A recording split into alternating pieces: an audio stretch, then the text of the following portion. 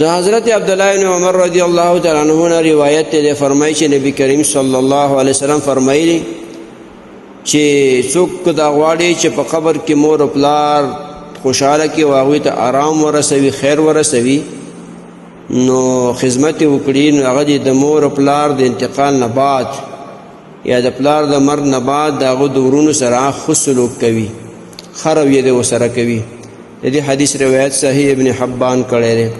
محترم مسلمانانو ورونو دې حدیث نه دا خبره معلومه شوه چې پلار د مړ وي غواړي چې په قبر کې خوشحاله کړي، مور د مړه وي غواړي چې په قبر کې خوشحاله کړي، نو ښه دا ده چې ته د هغوی د ورونو سره خپلو خپلوانو سره ښه سلوک وکړه. خصوصا نن سبا ځوانان دي د خپلو ترونو خیال نه ساتي. که پلار د وفات یو که ژوندی وي د خپلو ترونو خیال ساته، ځکه تره د پلار په شان د پلار وي، نو د پلار په شان د حق پتا لري. د دې وجې نه د مور او پلار او یا د پلار ورونه چې کوم دي د هغه خوشحاله ساته، هغه سره ښه سلوک کوه.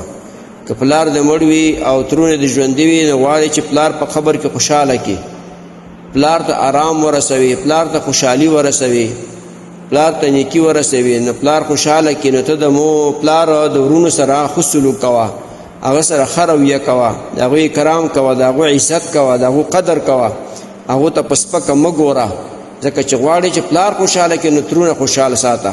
د دې وجه نن سبا ځوانانو ته دا ډېره ښه وخت دی.